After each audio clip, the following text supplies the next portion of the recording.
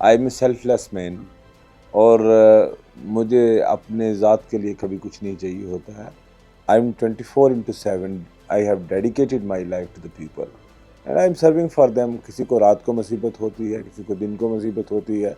हम पहाड़ों और जंगलों में रहने वाले लोग हैं, हमारी मुख्तलिफ़ परेशानियाँ हैं और उन तमाम मुश्किलात में, उन तमाम परेशानियों में जो लोगों के साथ खड़ा रहे, लोग उसको प्यार देते हैं और मुझे लोगों ने बहुत प्यार दिया है। बेस्ट इंटरेस्ट में है कि हम अपने इलाके में इंडस्ट्रियल डेवलपमेंट करें, बच्चों के रोज़गार के लिए मौके पैदा करें, रजौरी पुंछ में रेलवे लाएं, रजौरी पुंछ में बेटर कनेक्टिविटी मिले और रजौरी पुंछ के टूरिज्म को बूस्ट मिले।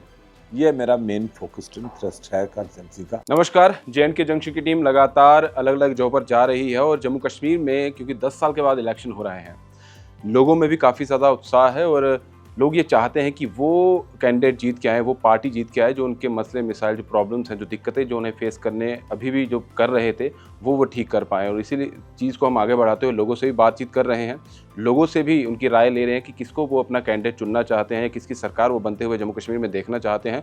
और साथ ही साथ उन नुमाइंदों के पास भी जा रहे हैं जो जो भी उनकी पार्टी है, जिस भी पार्टी की तरफ से वो सामने आए हैं, उनका क्या फ़ोकस है, उनका क्या विज़न है अपने लोगों को लेकर, क्योंकि वो बेहतर तरीके से बता पाएँगे कि अगर हम जीत कर आएँगे तो हम क्या कुछ जो है अपने लोगों के लिए करने वाले हैं। तो आज हम राजौरी में हैं और राजौरी की बुद्दल कॉन्स्टिट्यूंसी से बीजेपी के कैंडिडेट चौधरी जुल्फ़िकार अली जी जो हैं, आज उन्हीं के साथ हम अपनी बात आगे बढ़ाएँगे। सर, आपका तो बहुत-बहुत स्वागत है। तो यही जानना चाहेंगे, 10 साल के बाद इलेक्शन हो रहे हैं, हर कोई चाहता था कि जम्मू कश्मीर में इलेक्शन होनी चाहिए, हमारे लोकल जो नुमाइंदे हैं वो सामने आने चाहिए। लोग भी काफ़ी ज़्यादा उत्साहित और खुश हैं, आप किस तरह से देखते हैं? लोगों में एक जश्न का माहौल नज़र आ रहा है। लोग चाहते हैं कि यहाँ पे एक सरकार बने जो उन्हीं की चुनी हुई सरकार हो, जिसके द्वारा उनके काम हो सकें, उनके मसाइल हल हो सकें। हम एक बॉर्डर पे लोकेटेड स्टेट हैं, हमारे लोगों ने बहुत सारी परेशानियों का सामना किया है और आज कहीं भी आप चले जाएं तो आपको एक फेस्टिवल जैसा एटमॉस्फेयर नज़र आएगा और लोगों के बहुत सारे मसाइल हैं जो पाइल अप हुए हैं पिछले 10 साल में, जिसमें जनप्रतिनिधि ना होने की वजह से एक गैप पड़ा है। तो मुझे लगता है कि जो ये गवर्नमेंट ऑफ इंडिया की तरफ से या इलेक्शन कमीशन ऑफ इंडिया की तरफ से जो इलेक्शन अनाउंस किया गया है, इसमें भारी मात्रा में आपने देखा कि पार्लियामेंट्री इलेक्शन में भी लोगों ने काफ़ी हाई परसेंटेज के हिसाब से वोट पोल किया है और मुझे लगता है कि इसमें भी अच्छी पब्लिक पार्टिसिपेशन रहेगी और लोग एक ट्रू जो वॉइस है उसको चुन के विधानसभा में भेजेंगे। अभी बुद्दल कॉन्स्टिट्यूंसी आपकी यहाँ की बात की जाए, क्योंकि आप यहीं से प्रत्याशी हैं, यहाँ के लोगों के लिए बहुत काम करना है, क्या आपको देखने को मिलता है कि अपने लोगों की दिक्कतें क्या है जो मुझे दूर करनी है? देखिए, मेरे लिए कोई नया नहीं है क्योंकि मैं 2 बार पहले भी यहाँ बुद्दल विधानसभा जो है, आज की इसका नाम पहले दरहाल विधानसभा था, इस कॉन्स्टिट्यूंसी से मैं 2 बार पहले चुन के एमएलए आया हूँ। लोगों की बहुत सारी उम्मीदें हैं। हमारा एरिया जो है बहुत खूबसूरत इलाका है, पहाड़ी इलाका है। हमारे आप जाएंगे इलाके में देखेंगे तो आपको जंगल नज़र आएंगे, बहते दरिया नज़र आएंगे, आपको ऊंचे ऊंचे पर्वत नज़र आएंगे, आपको बर्फ़ नज़र आएगी, आपको दुनिया की खूबसूरत तरीन इलाकों में से एक इलाका ये नज़र आएगा। लेकिन अनफॉर्चुनेटली जो माजी में सरकारें रही, जो रीजनल पॉलिटिकल पार्टीज़ की, उनका फोकस्ड एक पर्टिकुलर रीजन पे कंसंट्रेटेड रहा और या एक पर्टिकुलर सिटी या उसके अराउंड फोकस्ड रहा। हमारा पूरा एरिया जो है, पीर पंजाल की अगर बात करूं तो इट रिमेन निगलेक्टेड और यहाँ पे जो फोकस होना चाहिए था, आप अगर इसको हमारे इलाके को यूरोप के साथ कंपेयर करेंगे तो it's not less than Europe. इतना ही खूबसूरत है जितना यूरोप खूबसूरत है। तो पर्यटन के लिहाज से, पर्यटन की दृष्टि से, टूरिज़्म के एतबार से इस इलाके पे कोई फोकस नहीं हो पाया और अब हमें लगता है कि जो गवर्नमेंट ऑफ इंडिया की एक सीरियस अप्रोच है टुवर्ड दिस एरिया, क्योंकि हमारा एरिया जो है ये एक लैंड लॉक्ड एरिया है। एक तरफ से हमारे पीर पंजाल का रेंज आ जाता है, दूसरी तरफ से हमारे पास लाइन ऑफ एक्चुअल कंट्रोल आ जाता है और लाइन ऑफ कंट्रोल आने की वजह से हमारा जो प्री पार्टीशन था, हमारे लोगों के लिए द्वार खुले थे, बॉर्डर नहीं था। यहाँ से लोग अपना बिजनेस वगैरह करने के लिए लाहौर, मीरपुर, सियालकोट उधर आना जाना लगा रहता था, रावला कोट। तो एक ट्रेड और ये सेंटर ऑफ ट्रेड था रजौरी पुंछ की। लेकिन अनफॉर्चुनेटली जब ये लाइन ऑफ एक्चुअल कंट्रोल हो गई और हमारे लोग ही दो हिस्सों में बांट के, आधे लोग हमारे पाक ऑक्युपाइड कश्मीर में चले गए और आधे यहाँ रह गए। और यहाँ हमें एक ही रास्ता जम्मू तक जो एक सड़क जाती है, जो 70 बरस में नहीं मिली, लेकिन पिछले 10 साल में उस सड़क का काम चला मोदी जी की सरकार आने के बाद, और उस पे आज टनल बन रहे हैं, एक बेटर कनेक्टिविटी मिल रही है। 70 बरस में हमें यहाँ रेल कनेक्टिविटी नहीं मिली। तो हमने ये एक निर्णय लिया, फैसला किया कि भाजपा ही एक बेस्ट पॉलिटिकल पार्टी है जो कुछ डिलीवर कर सकती है, क्योंकि हमारे यहाँ की जो ग्राउंड रियलिटी है, हमारे लोगों ने इमोशनल स्लोगन से ऊपर उठ के इस वक्त डेवलपमेंट के लिए, डेवलपमेंट को फोकस रखते हुए उन लोगों ने निर्णय लिया है कि वो भाजपा का समर्थन कर रहे हैं। हमें उनकी सीरियसनेस बहुत नज़र आ रही है। आप देखेंगे कि जिस दिन मैंने नॉमिनेशन पेपर फाइल किया, हिंदुस्तान के टूरिज़म मिनिस्टर गजेंद्र सिंह शेखावत जी स्वयं खुद वो यहाँ पे आए और आके उन्होंने मेरे नॉमिनेशन पेपर फाइल करवाए। ये अपने आप में दर्शाती है कि इतने senior minister government of India से आ रहे हैं और आके यहाँ पे नॉमिनेशन पेपर फाइल करवा रहे हैं, और वो आके कहते हैं कि मैं अगर स्वर्ग में चला जाऊँ और मुझे स्वर्ग से वापस आके कुछ कहना हो तो मैं कहूँगा कि ये इलाका स्वर्ग से भी ज़्यादा खूबसूरत है। तो मुझे लगता है कि हमें 70-72 साल तक हमारे बच्चों को रोज़गार नहीं है, कोई इंडस्ट्री नहीं है, कोई डेवलपमेंट नहीं है, उस एतबार से हमारे बच्चों को या तो उत्तराखंड, हिमाचल या यूपी में जाके उनको नाली खोदनी पड़ती है बीएसएनएल की तारें बिछाने के लिए, या मिडल ईस्ट में जाके 50 डिग्री टेम्परेचर में काम करना पड़ता है अपने बच्चों का पेट पालने के लिए। तो हमारा एक तो यही है कि हमारा गवर्नमेंट ऑफ इंडिया के साथ मिलकर चलना, मोदी सरकार के साथ मिलकर चलना बेस्ट इंटरेस्ट में है कि हम अपने इलाके में इंडस्ट्रियल डेवलपमेंट करें, बच्चों के रोज़गार के लिए मौके पैदा करें, रजौरी पुंछ में रेलवे लाएं, रजौरी पुंछ में बेटर कनेक्टिविटी मिले और रजौरी पुंछ के टूरिज़्म को बूस्ट मिले। ये मेरा मेन फोकस्ड इंटरेस्ट है कंसल्टेंसी का। इस साइड छोटे काम है, जहाँ कॉलेज बनना है, स्कूल बनना है, पानी देना है, बिजली देनी है, वो तो लोगों का एक रूटीन का काम है, उस पर भी हम काम करेंगे। जितना भी है ओवरऑल चाहते हैं कि पूरी डेवलपमेंट जो है हर एक जो कॉर्नर है उसे फुलफ़िल किया जाए अपनी तरफ से। ये जानना चाहूँगा, देखिए आपके यहाँ की अगर बात की जाए तो एक गुलदस्ता है लोगों का, हर कम्युनिटी के लोग यहाँ पर रहते हैं, उनको लेकर आपको साथ चलना है। तो कहीं ना कहीं जो ऐसे लोग भी हैं वो जो अपोजिशन में बैठे हैं वो तो टारगेट करते हैं कि इनको डिवाइड किया जाए, यहाँ तोड़ा जाए, वोटों को तोड़ा जाए, तो वो राजनीति भी तो यहाँ पर हो रही है, उसको किस तरह से संभालेंगे? देखिए, लोग अपने आप से, जिन लोगों के नेफेरियस डिज़ाइंस हैं यहाँ कम्युनल डिसहार्मनी क्रिएट करने के, हमारा एक कम्युनल हार्मनी है, मेंटेन है।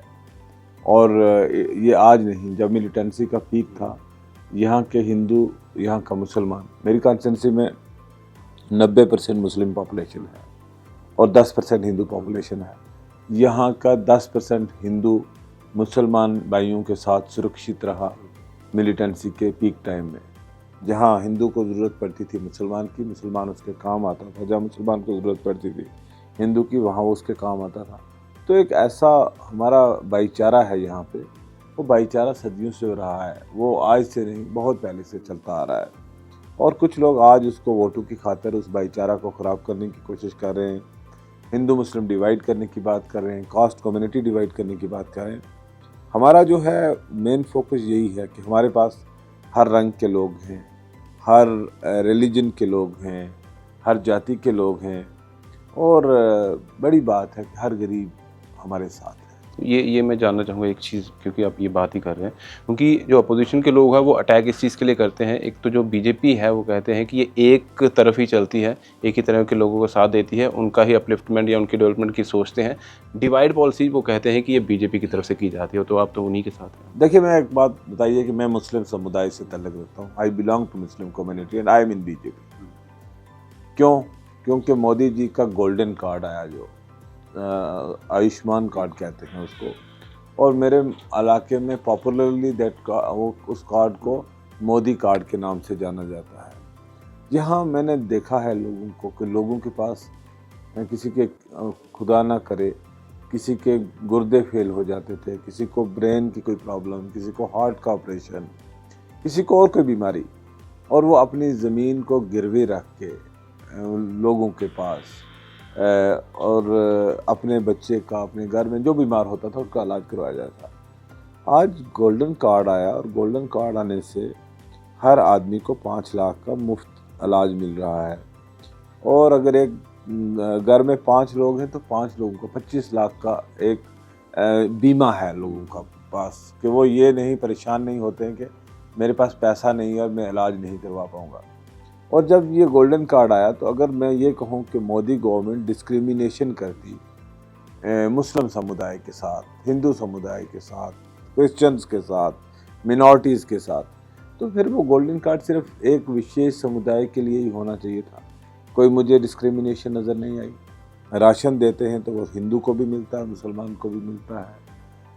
आपके नल से जल जो है, जो घर घर पानी पहुंचाया जा रहा है, वो हिंदू के घर में भी पहुंचाया जा रहा है, मुसलमान के घर में भी पहुंचाया जा रहा है। 100 अगस्त स्कीम में बिजली लगी तो घर घर में मिली। प्रधानमंत्री आवास योजना में लोगों को मकान मिले तो वो सबको मिले, वो हिंदू को भी मिले, मुसलमान को भी मिले। मुझे एक पर्टिकुलर पॉइंट बता दे अपोजिशन कि जहाँ डिस्क्रिमिनेशन मोदी गवर्नमेंट ने की है मिनॉरिटीज़ के साथ। मैं अपने रीजन की बात करूँगा, मुझे बाकी पता नहीं। अगर मेरे रीजन में डिस्क्रिमिनेशन एक भी मुसलमान के साथ हुई होती तो मैं पहला आदमी होता जो बीजेपी को एक्सेप्ट नहीं करता। जब मेरा डिस्क्रिमिनेशन मेरे इलाके में मेरे लोगों के साथ बीजेपी की तरफ से या उसकी गवर्नमेंट की तरफ से कोई डिस्क्रिमिनेशन नहीं है तो मैं फेक नैरेटिव को एक्सेप्ट नहीं कर सकता हूँ। दूसरा, जहाँ तक रहा मेरा यहाँ का ताल्लुक, मेरे लोगों को इमोटिव स्लोगन से कुछ नहीं लेना चाहिए। हमारे लिए धर्म की बात बाद में आती है, पहले हमारे लिए हमारी रोज़ी रोटी का मसला है। मैं इबादत नमाज तब करूँगा जब मेरे पेट में खाना होगा। अगर मेरे पेट में खाना नहीं है तो मैं इबादत करने के लायक ही नहीं रहता हूँ। तो लिहाजा ये फेक नैरेटिव है और वो इस वक्त उनको अपनी हार नज़र आ रही है।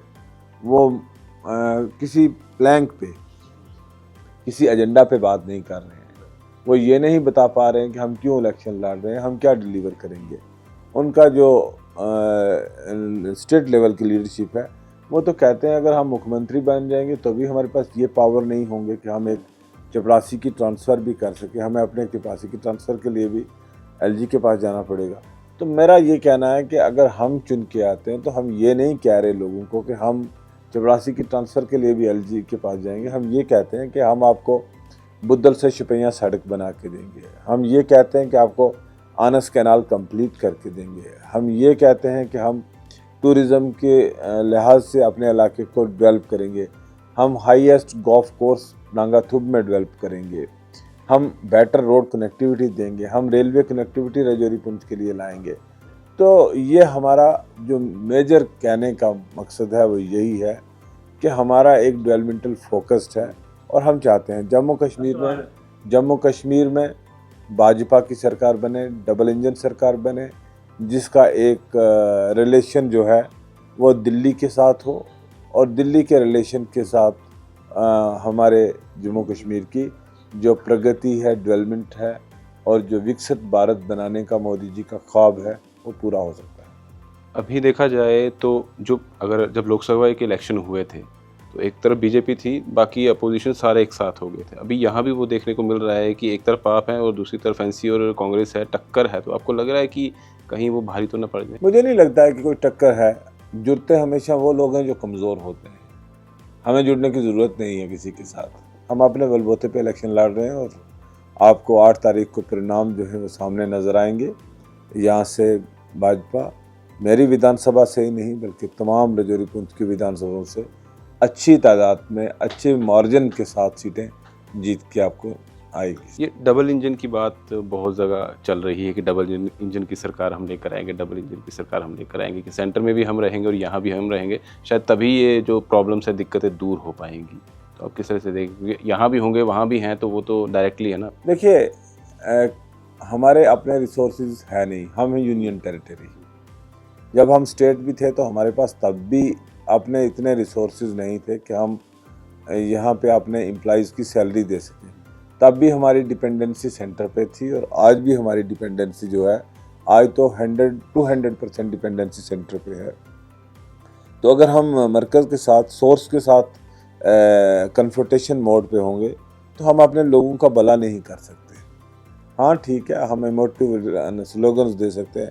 हमारे लोगों ने 70-75 साल इमोटिव स्लोगन सुन सुन के वोट दे के तो अल्टीमेटली हासिल लोगों को कुछ नहीं हुआ।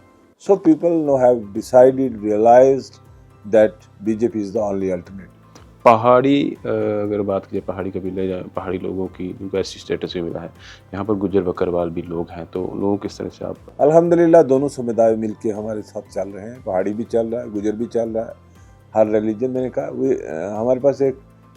हमारे पास गुलदस्ता है और हमारे गुलदस्ते में हर रंग का फूल आपको दिखेगा। आपको हिंदू भी, मुसलमान भी, या समुदाय अगर इसकी कम्युनिटीज़ की बात करें तो गुजर भी, पहाड़ी भी, सब तबके हमारे साथ हैं irrespective of their religions.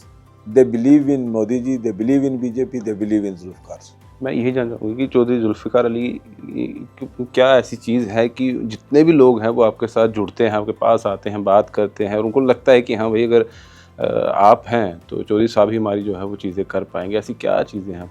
I am a tested man. मुझे उन्होंने आजमाया है, उन्होंने मुझे 2 बार मौका दिया। पहले मैंने उनकी नुमाइंदगी की है और उनको पता है कि मैं कितना एग्जर्ट करता हूँ उनके लिए।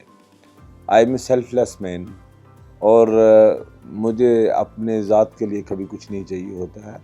I am 24/7 I have dedicated my life to the people and I am serving for them. किसी को रात को मुसीबत होती है, किसी को दिन को मुसीबत होती है।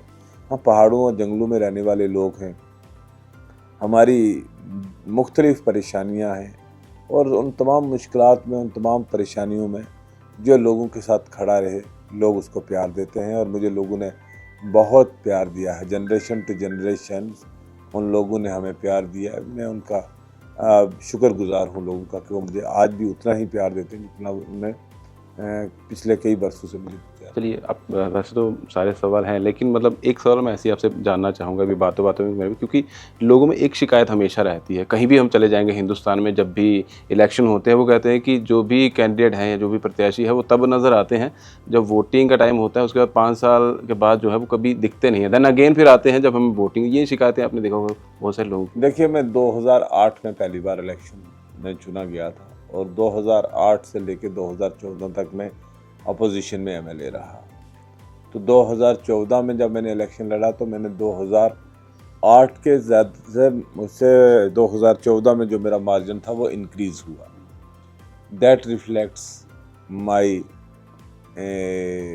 Attachment with the people and people's attachment with me. और आप देखेंगे इस बार में जितना मार्जिन पहले से जीतता था, इस बार ट्रिपल और 4 टाइम मोर मार्जिन होगा। लोगों का, अगर मैं लोगों के साथ कनेक्ट में नहीं हूँ, अगर मैं लोगों से डिस्कनेक्ट होता, कोविड काल रहा, हम लोगों के साथ रहे, परेशानी होती है, किसी संकट में लोग होते हैं, हम उनके साथ रहते हैं। पिछले 6 साल से यहाँ सरकार नहीं है, 6 साल से हम लोगों के बीच में रहे, किसी के दुख दर्द में जितना पॉसिबल हो सकता है। नॉर्मली हर चीज़ तो पॉसिबल नहीं होता, but with in your capability and ability, your personal goodwill, हमने लोगों के साथ अच्छा बिहेव किया है। I am not the first generation politician, I am in the 3rd generation politician. और मुझे अल्हम्दुलिल्लाह ये फ़ख्र है कि लोगों ने मेरे परिवार पे, मेरे घर पे, मेरे पिताजी पे, मेरे दादाजी पे और एतमाद किया। और महाराजा के ज़माने से लोग हम पे कॉन्फिडेंस और प्यार करते आ रहे हैं। और उसके बाद जब डेमोक्रेसी आई, डेमोक्रेसी में भी लोगों ने हमें प्यार दिया है। और उसके बाद मेरे पिताजी के देहांत के बाद लोगों ने मुझे और ज़्यादा प्यार दिया है, अपनाया है। और मैं यहाँ के लोगों का प्यार कभी भूल ही नहीं सकता हूँ। It's their love, it's there not, मेरा उनके साथ कोई पॉलिटिकल रिलेशन ही नहीं है लोगों के साथ। एमएलए बनना बड़ी छोटी सी बात है, लोग बनते हैं एमएलए, कोई बनेगा, आएगा, चला जाएगा, कोई इमोशनल रिलेशन नारे दे के एमएलए बन जाएगा। मेरे लिए एमएलए बनना कोई प्रायोरिटी नहीं है। मेरे लिए यह है कि अभी भी मेरे कांधों पे मेरे इलाके के लोगों का बहुत सारा कर्ज जो है वो मेरे बाकी है, मेरे कांधों पे, जो मैं अपने इस दुनिया से जाने से पहले वो कर्ज लोगों का उतारना चाहता हूँ। मैं चाहता हूँ कि वो अधूरे काम, वो अधूरे सपने जो मैंने छोड़े हैं, 2018 में मैं जहाँ छोड़ के गया था, मेरा ड्रीम प्रोजेक्ट था यहाँ आनस इरिगेशन प्रोजेक्ट, जिससे 4500 स्क्वायर हेक्टेयर एरिया जो है इरिगेट होता, लोगों की तकदीर बदल जाती इस पीड़ी नाला में। यहाँ पावर हाउस बनाने का मेरा ड्रीम प्रोजेक्ट था, वो अधूरा रह गया। यहाँ टूरिज़्म की दृष्टि से टूरिज़्म को इम्प्रूव करने की ज़रूरत थी कि यहाँ के बच्चों को रोज़गार नौकरी मांगने के लिए यहाँ से बाहर ना जाना पड़े। They should not be the job seeker, they should be the job provider. मुझे बड़ा दुख होता है जब हमारे बच्चे यहाँ से मजदूरी करने के लिए मिडल ईस्ट में जाते हैं, कुवैत में जाते हैं, सऊदी अरेबिया में, बहरीन में, मुख्तलिफ़ कंट्रीज़ में मिडल ईस्ट में, और वहाँ बेचारे गर्मी बर्दाश्त नहीं करते हैं। और माँ बाप तो सोचते हैं कि वो हमारे लिए कुछ कमा के लाएगा, हमारा घर चलाएगा, उनका परिवार, छोटे छोटे बच्चे उनके। और मुझे अक्सर उनकी लाशें वहाँ से एम्बेसी के साथ कनेक्ट करके उनकी लाशें ताबूत में बंद करवा के उनके घरों पर जारी कर दी। तो it's very painful for me कि एक आदमी अपने बच्चों के रोज़गार के लिए वहाँ जाता है। तो लेट अस वर्क दैट उनके पास ऐसा एक एवेन्यू हो कि वो यहाँ पे रोज़गार उनको मिले, यहाँ पे उनके अपने घर में, अपने इलाके में दिन को वो काम करे और शाम को अपने परिवार में रह सके। तो ये कुछ मेरा एक इमोशनल रिलेशनशिप है लोगों के साथ। I am working with that dedication and that commitment. Sir वो तो ठीक है, जो भी आपके सपने हैं, अब जो रह गए आप कहते हैं कि ये चीज़ें मुझे करनी थी, मेरे ड्रीम प्रोजेक्ट, और वो तो 8 तारीख के बाद आप करने ही वाले हैं। अब क्योंकि जिस तरह से लोगों का हम क्योंकि पब्लिक में भी जा रहे हैं तो काफ़ी ज़्यादा जो है वो आपका ही नाम जो है वो सारा सामने आ रहा है, ऐसी नहीं बात। बाकी लास्ट में आपकी तरफ से आपके लोगों के लिए कोई मैसेज आप? मैं लोगों से यही अपील करूँगा आपके माध्यम से कि हमारा जो आपने वोट करना है, ये वोट आपने अपने लिए करना, अपने भविष्य के लिए करना, अपने मुस्तकबिल के लिए करना है, अपने बच्चों के मुस्तकबिल के लिए करना है। आपको क्या चाहिए, जो चीज़ें आपको मिल सकती हैं वो मोदी सरकार ही दे सकती है, वो गवर्नमेंट ऑफ इंडिया ही हमें दे सकती है। वो चीज़ें हमें यहाँ किसी से मिलने वाली नहीं है। हमने जज्बाती नारों पे बहुत बार वोट दिए हैं। जज्बाती नारे लगा के हम अपने बच्चों को कुर्बान कर सकते हैं, लेकिन हम अपने बच्चों के लिए रोज़गार हासिल नहीं कर सकते। जज्बाती नारे लगा के हम अपनी तबाही कर सकते हैं, लेकिन हम हासिल कुछ नहीं कर सकते। अगर कुछ हासिल कर सकते तो ठीक बात थी, लेकिन हम कुछ हासिल नहीं कर सकते। लिहाजा मैं लोगों को कहूँगा कि अपने बच्चों के मुस्तकबिल को आंखों के सामने रख के 25 तारीख को कमल वाले फूल का बटन जो है EVM पे वो दबाएं, और मुझे जो उन्होंने शफ़क़त और प्यार आप लोगों ने पहले दिया है, मेरे पे वो शफ़क़त और वो प्यार बना रहे। मैं ये उम्मीद मेरी आपके साथ है। सर हमें अपना समय देने के लिए, अपना वक्त देने के लिए, और जिस तरह से चौधरी साहब ने सारी चीज़ें आपके साथ अभी आपके सामने रखी है, और हमने भी कोशिश की है कि क्या दिली तौर पर वो कहना चाहते हैं, क्या आप तक वो पहुंचाना चाहते हैं, और ये सब लोग वैसे भी यहाँ पर जानते हैं। और हम भी इसी कोशिश में हैं कि सब लोगों से बात की जाए, कैंडिडेट से बात की जाए, और आप लोग, क्योंकि साफ तौर पर ये आपका जो आने वाला भविष्य है, आपके बच्चों का भविष्य है, आपके लोगों का भविष्य है, वो ये इलेक्शन तय करेगा। इसलिए सोच समझ कर वोट करिएगा। जिसे भी वोट करना है ये समझ लीजिए कि ये वोट जो है आपकी आने वाली तकदीर जो है वो तय करने वाला है। नमस्कार।